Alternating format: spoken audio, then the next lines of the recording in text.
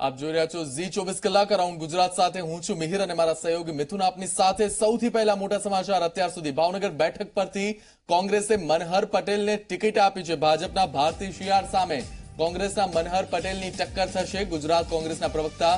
અને કૃષિ વિષય સાથે સંકળાયેલા મનહર પટેલ 2012માં એનસીપીમાં જોડાયા હતા જે બાદ 2017માં ફરી કોંગ્રેસમાં વાપસી કરી કોંગ્રેસના વરિષ્ઠ નેતા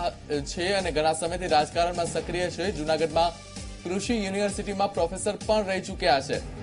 વિધાનસભાની ચૂંટણીમાં બોટાદ પરથી તેમની ટિકિટ કપાઈ હતી ત્યારે હવે મનહર પટેલને ટિકિટ મળી રહી છે ભાવનગરથી ભારતી શિયાળ સામે તેઓ પોતાનો ચૂંટણી જંગ રમશે ભાવનગર બેઠક પરથી હજુ સુધી કોંગ્રેસ નામ વિચારી રહી હતી શક્તિસિંહ ગોહિલનું નામ પણ સામે આવ્યું હતું પરંતુ શક્તિસિંહે લોકસભાની ચૂંટણી લડવાનો ઇનકાર કર્યો કારણ કે બિહાર રાજ્યના તેઓ કોંગ્રેસના પ્રભારી છે ત્યારે તો આ સાથે દિલ્હીથી જોડાઈ ચૂક્યા છે સંવાદદાતા હિતેન વિટલાણી તેમની સાથે જ સીધી વાત કરીએ હિતેન જે રીતે ભાવનગર બેઠક પરથી નામ પસંદગી કરી લેવામાં આવી છે અને હજુ પણ કેટલાક નામ બાકી છે હજુ કયું મનોમંથન ચાલી રહ્યું છે કોંગ્રેસમાં બિલકુલ મંથન હતું માત્ર ને માત્ર ભાવનગર અને ભરૂચ બેઠકને લઈને જે લગભગ સવારથી જ ક્યાંક ને ક્યાંક કોંગ્રેસ ગુજરાત કોંગ્રેસમાં જ નહીં દિલ્હીમાં પણ અહેમદ પટેલના આવાસ પર જે છે તે મંથન ચાલી રહ્યું છે કે ભરૂચ બેઠક પરથી કોંગ્રેસ કોને લડાવે ભાવનગર બેઠક પરથી કોંગ્રેસ કોને લડાવે કારણ કે બંને સિનિયર નેતાઓએ લડવાની ના પાડી દીધી અને ત્યારબાદ રાહુલ ગાંધીએ પણ હામી ભરી હતી કે બંને ઉપર જવાબદારી બહુ છે અહેમદ પટેલ કોષાધ્યક્ષ છે સાથે વાત કરીએ તો શક્તિસિંહ ગોહિલ બિહારના પ્રભારી છે જેથી તે પોતાની જવાબદારી સંગઠનમાં નિભાવે તેમને ચૂંટણી લડવાની જરૂર નથી ત્યારબાદ મંથનોનો દોર શરૂ થયો કે બંને બેઠક ઉપરથી કોને લડાવવામાં આવે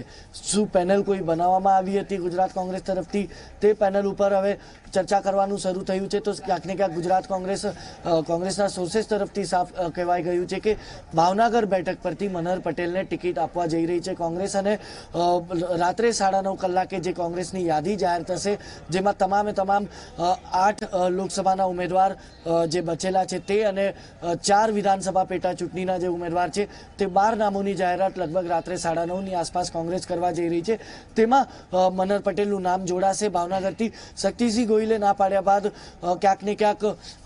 કોંગ્રેસમાં ચર્ચાનો દોર જરૂર હતો કે લડાવવું કોને કારણ કે ભાવનગરમાં એક તરફ બીજી તરફ વાત કરીએ બીજેપીએ ભારતીબેન શિયાળને ટિકિટ આપી છે તો ક્યાંક ને ક્યાંક તેમની સામે કયા ઉમેદવારને ઊભા રાખી શકાય જે ભારતીબેન શિયાળને કડી ટક્કર આપે તેમાં ક્યાંક ને ક્યાંક કોંગ્રેસે પોતાના જૂના નેતા અને હાલમાં ફરી એકવાર એનસીપીથી કોંગ્રેસમાં જોડાયેલા અને કોંગ્રેસના પ્રવક્તાના પદ ઉપર નિયુક્ત થયેલા મનહર પટેલનું નામ પસંદ કર્યું છે પાટીદાર ઉમેદવાર છે ક્યાંક ને ક્યાંક કોંગ્રેસને ઉમ્મીદ છે કે સૌરાષ્ટ્રમાં જે હિસાબે 2017માં જે માહોલ જોવા મળ્યો હતો ખેડૂતોની નારાજગી હોય કે પાટીદાર સમાજની નારાજગી હોય તેનો ફાયદો 2019 લોકસભા ચૂંટણીમાં પણ જોવા મળી શકે છે જેથી ક્યાંક ને ક્યાંક કોંગ્રેસ જે 10 સીધે 26માંથી જે 10 બેઠકો ઉપર પાટીદાર કમ્યુનિટીનો જે પ્રભુત્વ છે તેમાં વધુમાં વધુ પાટીદાર ઉમેદવાર પસંદ કરવાનો પ્રયાસ કરી રહી છે તેમાંનું જ આ એક એક્ઝામ્પલ છે કે મનહર પટેલને કોંગ્રેસે ભાવનગરથી ટિકિટ આપી છે માત્ર ઔપચારિક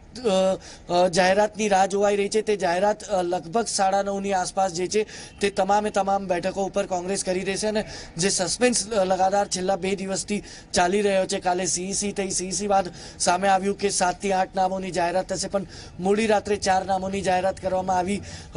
સવારે બીજી તરફ કહેવામાં આવ્યું હતું કે વહેલી સવારે બાકીના તમામ ઉમેદવારની જાહેરાત કરવામાં આવશે પણ સવારથી જ લગભગ મંથન ચાલી રહ્યું છે એટલે હવે લગભગ આજનો અંતિમ દિવસ છે રાતના 9:30 થી 10ની વચ્ચે કોંગ્રેસ જે છે તે તમામ ઉમેદવારની જાહેરાત કરી દેશે જે બિલકુલ હિતેન અમારી સાથે જોડાયેલા રહેશો આ સાથે ન્યૂઝરૂમથી જોડાયા છે સંવાદદાતા ગૌરવ પટેલ ગૌરવ ભાવનગર બેઠક પરથી મનહર પટેલનું નામ ભારતીબેન શિયાળ સામે કેટલું મોટું નામ કહી શકાય કોંગ્રેસ માટે જી સીધી રીતે મોટું નામ એટલા માટે કહી શકાય કારણ કે ભારતીબેન કોળી પટેલ સમાજમાંથી આવે છે મનહરભાઈ પટેલ એવો પાટીદાર સમાજમાંથી આવે છે લેવા પાટીદાર છે તેઓ કૃષિ સાથે સ્નાતક થયેલા છે અને જૂનાગઢ યુનિવર્સિટીમાં તેઓ પ્રોફેસર તરીકે ફરજ બજાવી ચૂકેલા છે. વર્ષ 2002થી કોંગ્રેસમાં સક્રિય રહ્યા છે. થોડા સમય માટે તેઓ એનસીપીમાં ગયા હતા, પરંતુ વર્ષ 2017ની વિધાનસભાની ચૂંટણી થઈ તે પહેલા તેઓ કોંગ્રેસમાં પરત ફર્યા હતા. તેમને ટિકિટ પણ મળી હતી બોટાદની, પરંતુ કેટલાક સમીકરણો અટવાતા તેમની ટિકિટ કપાઈ હતી અને બીજા એક વ્યક્તિને ટિકિટ મળી હતી, જેના કારણે કોંગ્રેસે બોટાદ બેઠક ગુમાવવાનો વારો આવ્યો હતો. ખાસ કરીને આ વખતે લોકસભાની સીટોની વાત કરીએ તો મોટાભાગે પાટીદારો ઉપર કોંગ્રેસે ભરોસો મૂક્યો તેવું લાગે છે અને મોટાભાગની જગ્યાઓ જ્યાં પાટીદારો મતો હોય ત્યાં તેમને પાટીદાર ઉમેદવાર ઉભા રાખ્યા છે. જોવાનું એ છે કે કોરી પટેલ અને પાટીદારના જંગમાં કોનો અને કેવો કેટલો જીતે, કારણ કે રાજકોટની વાત કરીએ તો ત્યાં લલિત કગતરા, પોરબંદરમાં લલિત વસોયા, ભાવનગરમાં મનહર પટેલ, અમરેલીમાં પરેશ ધાનાણી, એટલે સૌરાષ્ટ્રમાં 4 પાટીદારોને ટિકિટ આપીને કોંગ્રેસે પાટીદાર પ્રેમ હોય તેવું સ્પષ્ટ જણાઈ આપ્યું છે. જી ખાસ કરીને ગૌરવ, હજુ પણ કેટલાક નામો જાહેર કરવાના બાકી છે. છેલ્લા સમય સુધી મનોમંથન ચાલી રહ્યું કોંગ્રેસ માટે. ભરૂચ અને ભાવનગર બેઠક, અહીં મોટા નામ પણ ચર્ચાયા હતા, પરંતુ છેલ્લે અંતે વાત એ જ આવી કે એ લોકો ચૂંટણી નહીં લડે. એટલે છેલ્લી ઘડી સુધી કોંગ્રેસ મનોમંથન કરી રહ્યું હતું. ક્યાંક ને ક્યાંક કોંગ્રેસ વધુ રિસર્ચ સાથે આ ચૂંટણીમાં ઉતરવા માંગે છે કે શું કહી શકાય?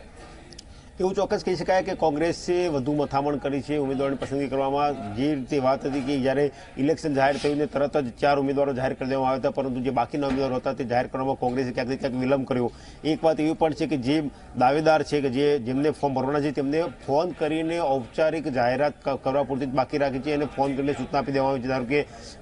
ખેડાની વાત કરીએ તો કાળુસિંહ ડાભી કે જેઓ કપડના ધારાસભ્ય છે તેમને ફોન કરીને જાણ કરવામાં આવી છે અને તેમને ફોર્મ ભરવાની પૂરી તૈયારીઓ કરી લીધી છે. પરથી ભટોળ અને બનાસકાંઠા ઉપરથી ફોર્મ ઉપાડી લીધું છે અને તેઓ કોંગ્રેસનું ફોર્મ ભરશે તેવું તેઓ પોતે સ્વીકારી ચૂક્યા છે. એટલે કહી શકાય કે જે ઉમેદવારો છે જે આવતીકાલે ફોર્મ ભરવાના છે તેમને ટેલિફોનિક સૂચના આપી ચૂકી છે. માત્ર સત્તાવાર જાહેરાત થવાની જ બાકી છે અને જે આજે મોડી રાત્રે લગભગ 9 વાગ્યા બાદ 9:30 થી 10 વાગ્યાની વચ્ચે આ તમામ ઉમેદવાર જાહેર થાય તેવી શક્યતાઓ છે. મિહિર. જી બિલકુલ, આભાર આપનો અમારી સાથે જોડાવા બદલ. તો જે રીતે કોંગ્રેસ થોડા સમયમાં જ જાહેરાત કરી શકે છે સત્તાવાર રીતે, પરંતુ આ જાહેરાત થયા પહેલા જ લગભગ નક્કી છે ભાજપ સામે મનહર પટેલ હવે ભાવનગરથી કોંગ્રેસમાંથી ચૂંટણી લડશે.